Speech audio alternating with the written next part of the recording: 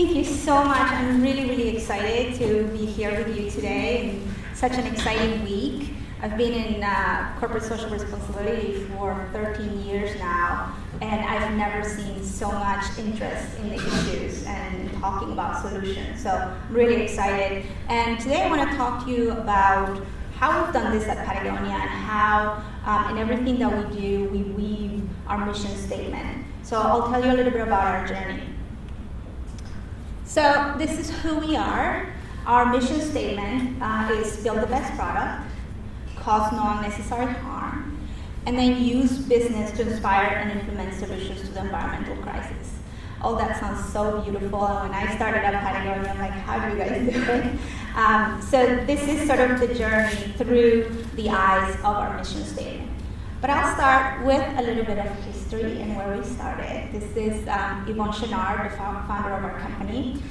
We started in climbing, doing the equipment for climbing. And he learned how to climb when he was a teenager.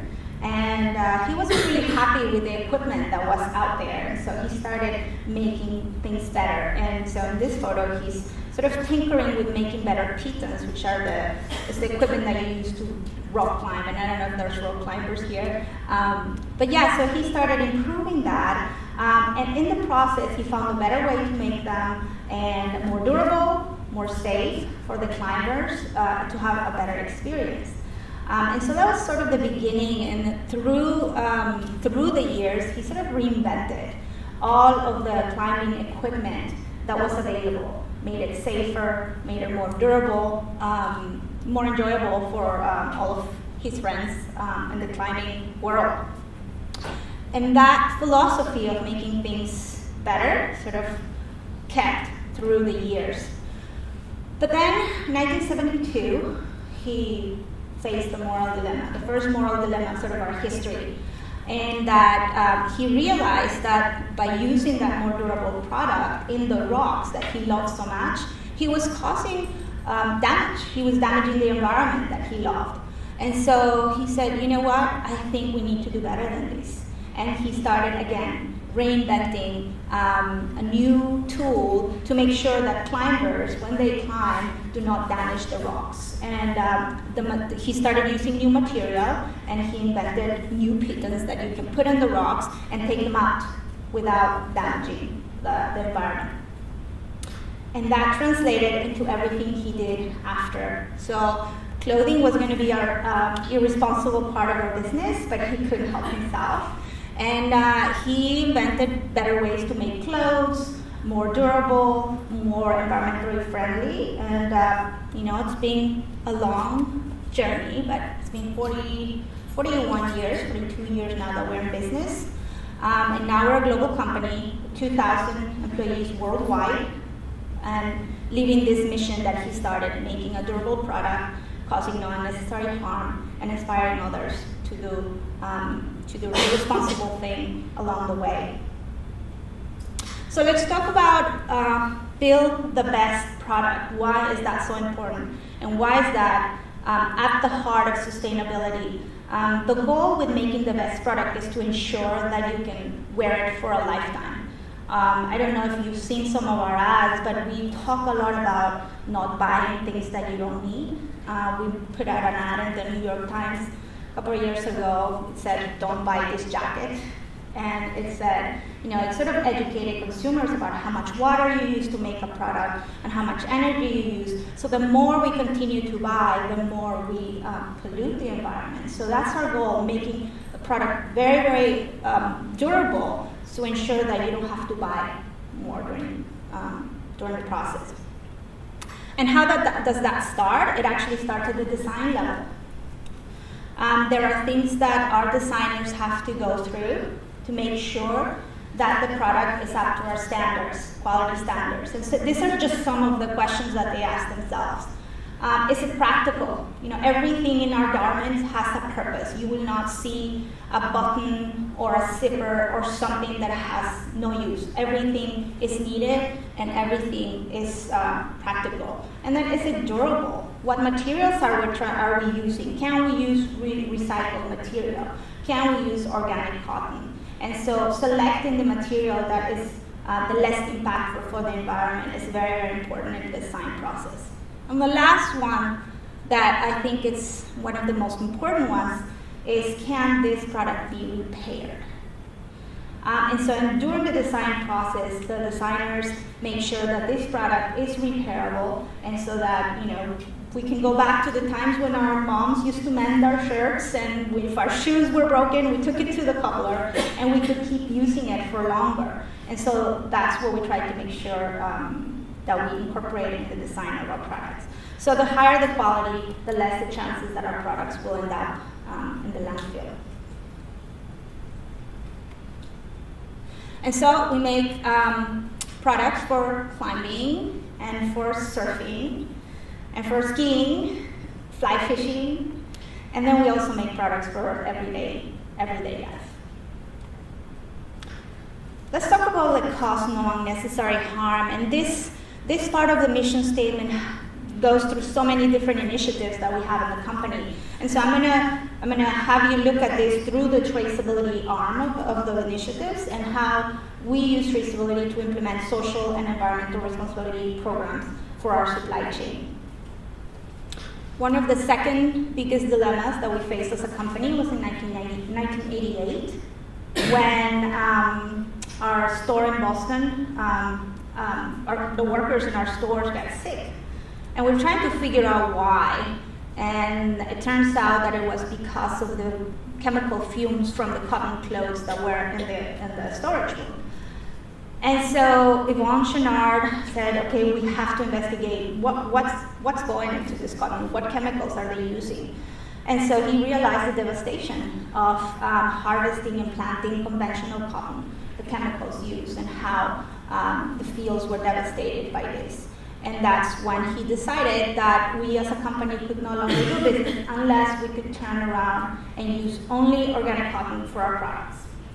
And this was 1988, when nobody was doing organic cotton. Everybody thought we were crazy. Everybody thought you're gonna go bankrupt.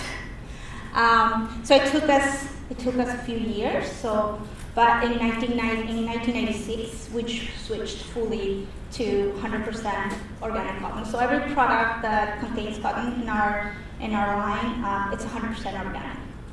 And that was something that we could have not achieved without traceability. And so let's talk about traceability. What is it? It's a word that recently has become really catchy and famous, but it's something that we've been doing for many years. Just think about an equivalent of it is mapping your supply chain. So the ability to identify and trace the history, distribution, location, and application of products. And the way we see it is you need to track your facilities, so figure out where your factories are for everything. You need to monitor them. What are their practices for social responsibility, so with the workers, and what are the practices for environmental responsibility? And then certify them, audit them, verify it, and that gives us the assurance that whatever we're telling you, our customer, is correct. So, let me give you a glimpse of what a supply chain is. And I'm sure you guys already know this, but just think of a t-shirt. And so, this is the supply chain for a t-shirt. At the bottom of the pyramid is the cotton farms, where the raw material comes from. That cotton needs to be gined, so the seeds need to be separated from the actual cotton. Then it needs to be spinned into yarn, and then you need to weave it. Then you need to dye the fabric, and only after that you can make your product. Since the early 90s, all the finished goods factories, the assembly factories, have been audited for social and environmental responsibility, but none of the layers below have. So there's still a lot of work to do. We, at Patagonia, we're already monitoring both the finished goods factories and then some of the areas in the raw material levels of the supply chain. But the interesting part here is that, this part on the left here, that at each level, you could have multiple locations. They could be in different countries. And then depending on the design, you can have different subcontractors at each of those levels. And so the challenge is, as a brand or as a designer or as a business owner, is to identify every single entity in that pyramid, in that supply chain, and to monitor and audit or certify the practices of those suppliers. And so that's a lot of work, that's challenging, but it's something that's possible. So how do we do this internally at Patagonia? We have a very strong social environmental responsibility department. We report direct to the COO of the company. And we're divided into 3 different pillars. So we have a supply chain pillar, supply chain responsibility, and we are in charge of social and environmental and traceability issues within our factories. We have a brand pillar, and that group is in charge of looking at everything that we do as a brand, our impacts as a brand, our stores, our headquarter offices, do we use solar panels, how much energy we use, all of that as a company. And then we have a product responsibility pillar that looks into the materials that we use. What type of, are we using recycled? What type of chemicals are we still using in our products that need to be replaced, that we need to continue to invest to find things to replace those. So having it this way, we're able to see the broad spectrum of all the areas that we need to work on. That's the team. There's 14 of us right now in the Social and Environmental Responsibility Department. Between us, there's about 8 different nationalities and 12 languages. So as you can imagine, we have factories pretty much all over the world, so the languages help. And what is the purpose of our department? It's basically to monitor and improve the supply chain. This is the supply chain pillar that I'll focus on here. And in order to do that, we look at protecting the environment, the impact that our factories have on their environment, the factory workers, all of those hands making our products, animal welfare, because we do use animal byproducts for our garments, so down, wool, things like that. Protect our brand, especially protect our brand because we as Patagonia are pretty transparent with what we do, and that is something that NGOs like, but they also keep us in check. So they're constantly asking us to prove and show and ensure that we are actually doing what we said we're doing. Traceability, what I mentioned, mapping all of the sites within our supply chain. Internal training. This is very, very important because for us to implement all of the initiatives within our supply chain, we need the support of the sourcing team, we need the support of the designers, we need the support of finance, we need company-wide support to make our program successful. We couldn't do it alone. I mean, our CEO is involved in every single initiative that we do, and we receive full support. And it's really hard for companies that, the CSR departments are trying to implement good practices, and then the sourcing department comes and tries to push on price on the factories. So all of that affects. So for us, it's very, very important that everybody at the company is educated in what we do and why we do it. And then external outreach is part of inspiring others. Things like this talk, or talking at different events, or talking with brands and giving them advice on how to do things we do. So all of those is part of sort of our purpose and what we do on a day-to-day basis. This is sort of at the heart of our social responsibility program. We are an accredited and actually founding member of the Fair Labor Association. Our supplier program is based on 18 different standards that have to do with human rights, health and safety, environment traceability, and animal welfare. And this program, we designed it internally at Patagonia, but it's actually accredited by the FLA. So while we audit our factories to make sure that they are complying with our code of conduct, the Fair Labor Association comes and audits us every 3 years to accredit our program and make sure that we're doing what we said we're doing. So it's a pretty robust program. And how do we measure compliance? So how do we know that our factories are doing the right thing or that they have things to improve? Well, we have what we call a benchmark, code of conduct benchmark, and it tells the factories exactly what each of the requirements means. And we also look at country legislation. That's sort of the basic. If you're not meeting your laws of the country where you are, that's a problem. We look at the code of conduct. We look at unions and contracts, collective bargaining agreements, because a lot of times there's bargaining agreements that supersede legislation in the country where we make our products. We look at international standards, and when everything fails, when there's a country that doesn't have laws on minimum wages or overtime hours or health and safety, our code of conduct fills in that gap.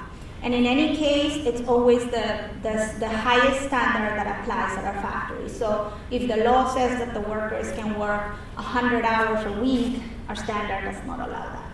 So we ensure that our factory meets our standard. We do have ways for the workers to contact us directly as part of our grievance mechanisms process. So factories, are required to have their own grievance mechanisms. The first stop for the worker to go with any issues is the factory managers. But sometimes the factory managers don't listen, and so they can come to us and they can say, you know what, we're having issues. There's a hotline, a free phone number that the workers can call. In their language, somebody answers in their own language, and then we get all that information. It's free and it's confidential, and that allows us to work with our factories to figure out what's going on. Is there something that broke in the process? What happened? Let's work together. That's how we approach every single problem. We're really partners with our factories. We don't just assume the worst.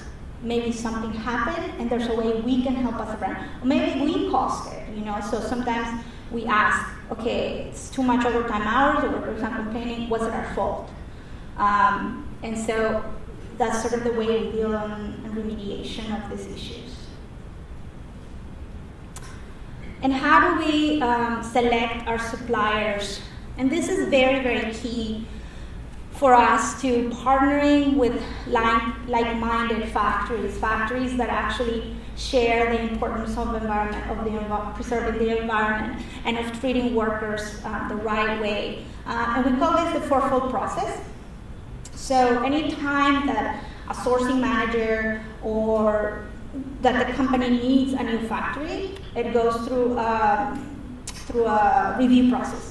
And there's 4 areas, so that we review for business, we review for quality, we review for social and environmental responsibility. And each of those buckets has a representative. And we could have an excellent factory that has the capacity, the delivery, the quality, but if they don't meet the social and environmental responsibility requirements, we can veto the factory, so we can say, no, this factory is not ready to join our supply chain. And so this process helps us keep suppliers that will meet our standards for both social and environmental responsibility. As far as transparency, you can see this in our footprint chronicles. This is how our supply chain looks like right now. We have 85 finished goods factories, so cut and sew, in 15 countries. And this includes the subcontractors. So for instance, sometimes a garment is made in one factory and the factory doesn't have the embroidery machine, so they need to send it to another factory to do that. We make sure we map that one subcontractor as well as part of our program. We audit it, we go through the fourfold process and approve it as well. And that makes sure that every single entity that touches our product is meeting our standard and requirements. The same goes for our raw material suppliers.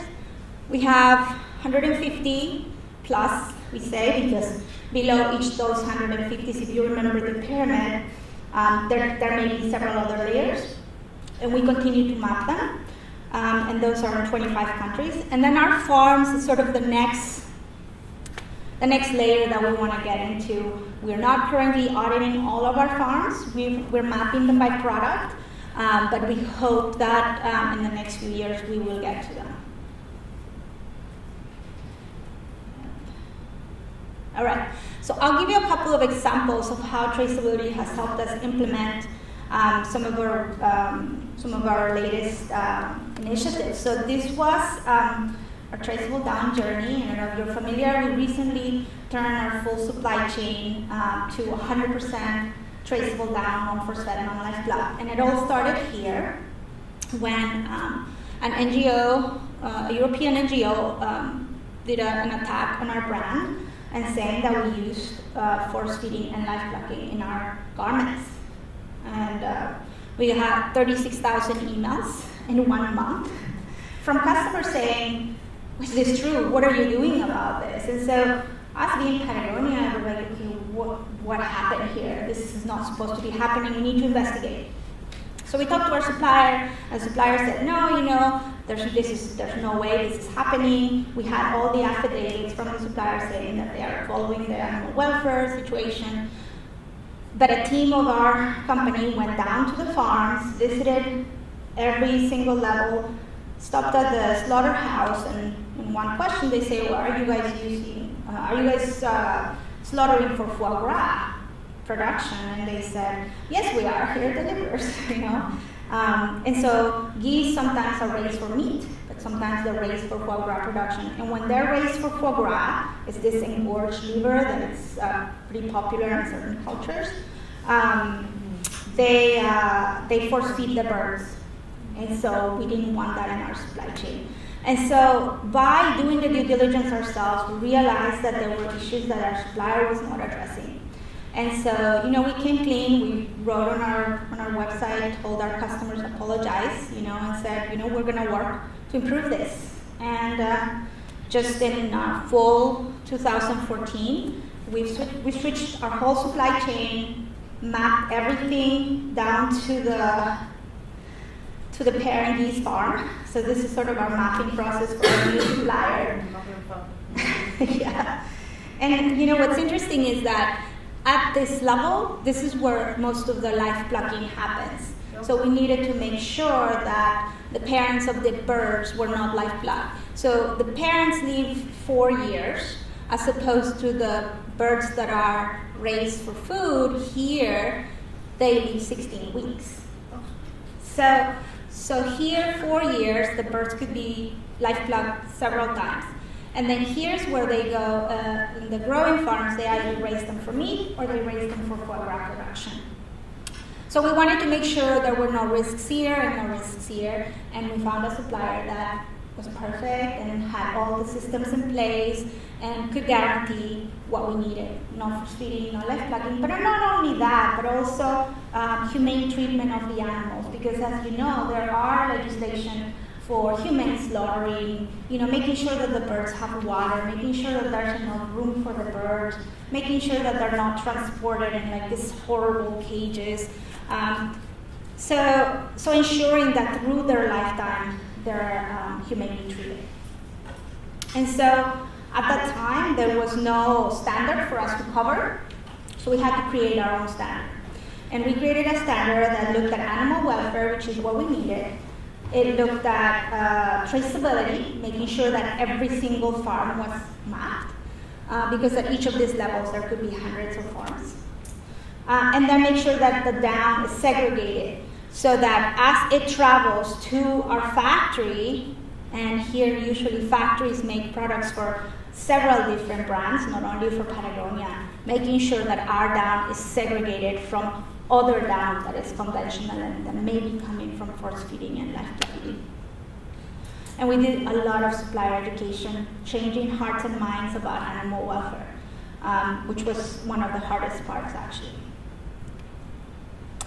So behind the traceable down label, we have a fully mapped supply chain, we have supplier education, we have parent farm to factory animal welfare. We have zero tolerance for force feeding and life blocking. There's no mixing with conventional down. And then we pre-source any new supplier that wants to come in the supply chain. So, and on top of that, we have a third-party certified with.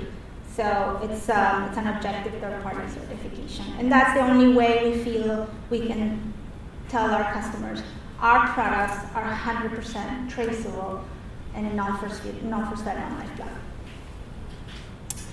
And so if you remember in the beginning of this initiative, the NGO 4 Paws that attacked us and that we got 36,000 emails from, they did a rating after we released our our Traceable Down standard, and they rated us at the top of the mountain. We're the second highest independently verified standard.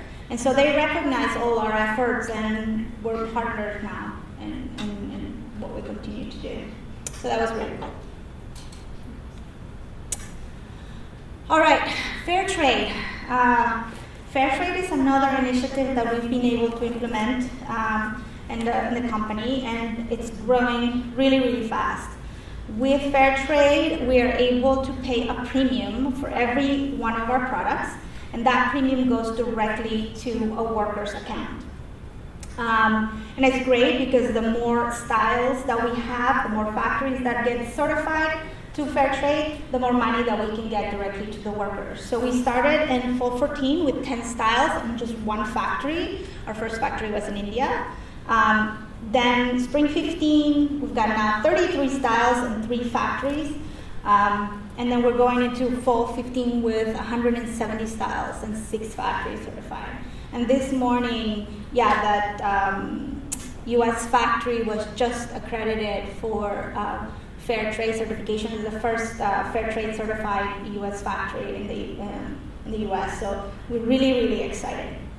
And the process is a little bit long. It may take between 3 to 12 months to get a factory certified. And so for us to be able to have that label, the factory has to be fully certified. And then we can pay the premium so that the workers can start getting the money. Oops. And so this is how it works. Oh, this is a photo of our India factory here. So Patagonia pays a premium to the workers, and then the workers decide what to do with that money. They decide either to do scholarships, or they can build a community center, or some of them decide to take it as a cash bonus. And this is sort of the mid-term strategy for us to get to living wages. As you know, many countries don't have, the minimum wages don't meet living wage standard. And so that's how we're trying to make sure that the workers are earning living wages through our fair trade program. All right, the last part of our mission statement is use business to inspire and implement solutions to the environmental crisis. And here are some examples of how we do that. B Corporation, I know that there are already 40 B Corps in Australia, and it's just great to see how this movement is growing. We were one of the first in the US to be certified and accredited to B Corp. And this is sort of one of the only times that you will see Yvon Chouinard, the owner of our company, in a suit. He never wears a suit. And it was a really, really proud moment for us. And the thing that the B Corp does is it makes it a legal requirement for a business to put people and planet before profits. And that is something that I never thought in my life that would exist. And it's just amazing that Patagonia has become accredited. So even if in the future Patagonia goes public, knock on wood, the way we do business will still remain. It's part of our bylaws. It's part of the legal process, how we are as a business. The next really exciting initiative that we're working is called the Sustainable Apparel Coalition. And we are founding members of the Sustainable Apparel Coalition. We actually started this with Walmart to ensure that businesses can do, to ensure that businesses can do the responsible thing in the production of their garments. And so right now there are about 90 companies and organizations that make up the SAC, and these are from NGOs to universities to brands, even to factory suppliers are members of the SAC. And it's almost 40% of the apparel and footwear retail globally. Very, very interesting. Here are some of the current brands that are part of the SAC. Some supplier members, these are factories or material suppliers. And these are some of the nonprofit academia members, government institutions as well. So the goal with the SAC is to have at the end what we call the Higg Index. And put simply, the Higg Index is going to be a hang tag in a product that will have a number. And that number will represent how responsible that product was made. Taking into account, responsibility at the facility level, so at the supply chain, the factories, for social and environmental responsibility. How responsible is the brand internally with their own practices, so social, labor, and environmental responsibility, and then the product. How are we impacting the environment with the materials that we use? And all of these scores will be added up to 1, and that will be the score and the hang tag. And I think this will be so interesting and useful for consumers, because nowadays it's so hard for us to choose a responsible product, because there's so many labels. You see fair trade, you see blue sign, you see so many labels, and you're like, well, how do I make a decision? So we are really hoping that the Higg Index score will help everyone make better decisions when purchasing products. And so at the bottom there you have the mission statement to create an apparel and footwear industry that produces non-necessary environmental harm and that has a positive impact on the people and community associated with this activity. So it's a really interesting initiative that we're working on very, very hard. And if you notice, the way this is structured, facilities, brand, and product, that's how we're structured internally as well in our department. So it helps us address every part of the Higg Index. All right. Another great initiative that we've been part of is 1% for the Planet. And through this initiative, it's been since we started actually, through this initiative, we give away 1% of our sales to grassroots organizations that are doing something to improve the environment. And so it's really, really unique. This is regardless of whether we're profitable or not as a company. It's 1% of our sales. It's given away. And since 1985, there's been 55 million that we've given away to different organizations that are working to improve the environment. And in Australia, we've in 2015, we have $100,000 in grants to Australian organizations, and that money keeps growing. So we're really proud of this program. All right, and this is the end, and I want to leave you with our latest initiative that is called Warm Wear. And let me figure out how to turn this on.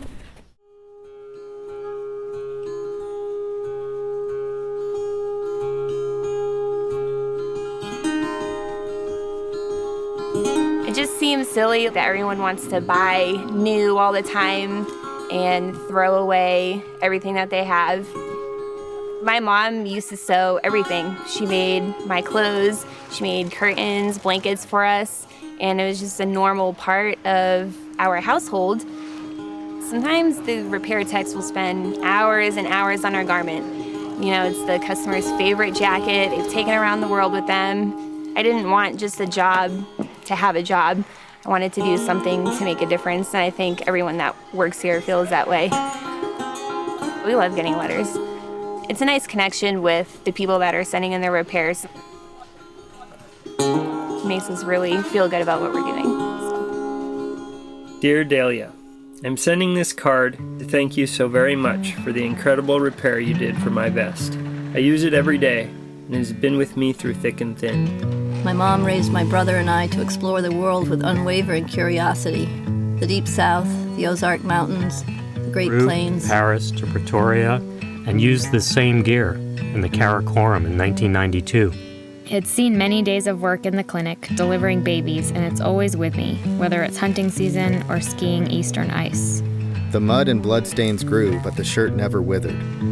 It has done just about everything I have in the last 3 decades.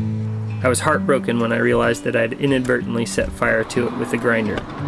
Yesterday, I found my jacket in the mail, perfectly rebuilt. Thanks for bringing it back to life. I can't tell you how much the quality of your work means to me, especially in this throwaway culture of ours. Thanks, John. September 10th, 2013, Santa Fe, New Mexico.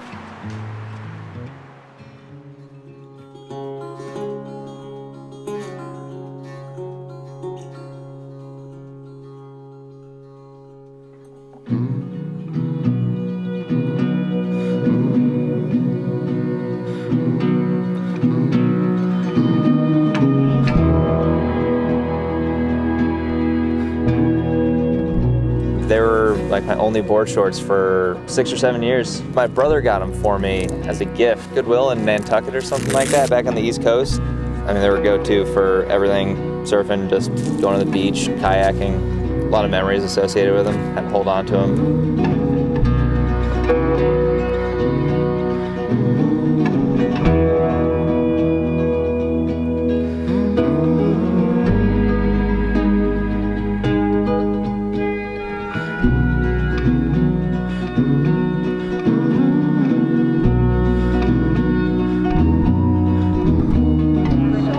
This lived with me when I guided the John Muir Trail. I always had this.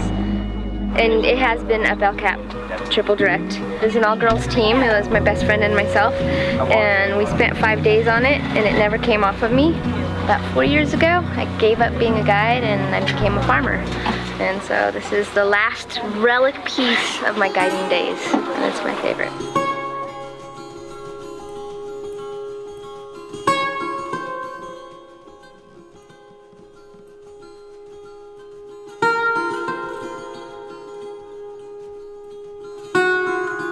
Thank you.